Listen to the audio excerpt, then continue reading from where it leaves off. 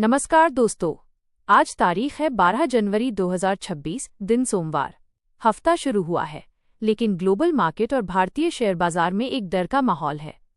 वजह, अमेरिका के राष्ट्रपति डोनाल्ड ट्रंप का एक ऐसा बयान जिसने पूरी दुनिया की इकोनॉमी को हिलाकर रख दिया है। सोचिए, अगर मैं आपसे कहूं कि जो शर्ट या जो सॉफ्टवेयर भारत अमेरिका को बेचता है, उस पर अचानक 500% का टैक्स लगा दिया जाए तो क्या होगा?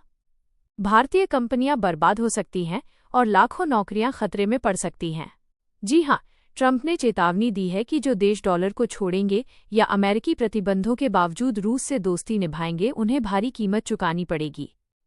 आज के इस वीडियो में हम डिकोड करेंगे कि ट्रंप की इस धमकी का असली मतलब क्या है, भारत के लिए ये कितनी बड़ी मुसीबत है, और क्या वाकई में भारत और अमेरिका के बीच एक ट्रेड वॉर शुरू होने वाला है। चलिए शुरू करते हैं आज का गहरा विश्लेषण। खबर क्या है? What is the news?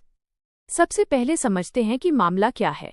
Donald Trump ने हाल ही में अपनी अमेरिका फर्स्ट नीति के तहत एक बहुत बड़ा ऐलान किया है। उन्होंने साफ शब्दों में ब्रिक्स देशों, जिसमें भारत, चीन, रूस और ब्राजील शामिल हैं, को चेतावनी दी है। उनकी धमकी के दो मुख्य हिस्से हैं। 1. डी-डॉलराइजेशन, डॉलर को छोड़ना।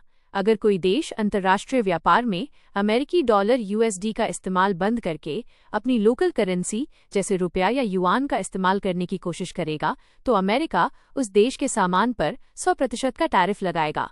2. रूस से तेल खरीदना।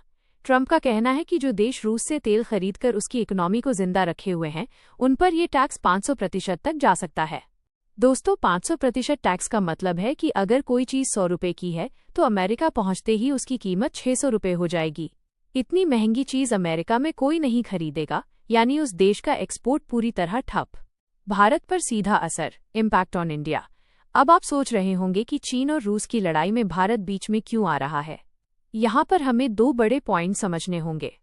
पहला पॉइंट, सस्ता रूसी तेल, रशियन ऑयल। 2022 के बाद से जब से रूस यूक्रेन युद्ध शुरू हुआ, भारत ने अपनी जनता को महंगाई से बचाने के लिए रूस से भारी मात्रा में डिस्काउंटेड सस्ता तेल खरीदा है।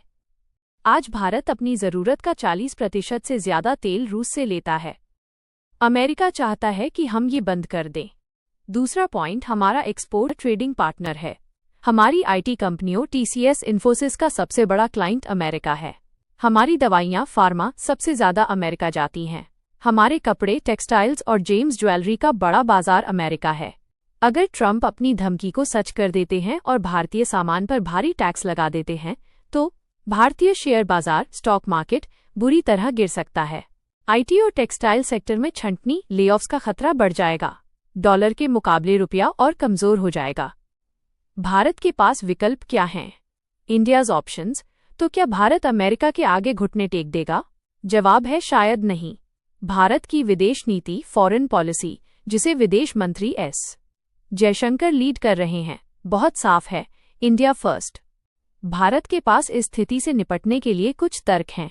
1. ग्लोबल महंगाई। भारत दुनिया को समझा रहा है कि अगर हम रूस से तेल नहीं खरीदेंगे तो ग्लोबल मार्केट में तेल की कीमतें $200 प्रति बैरल तक जा सकती हैं, जिससे खुद अमेरिका में भी महंगाई बढ़ेगी।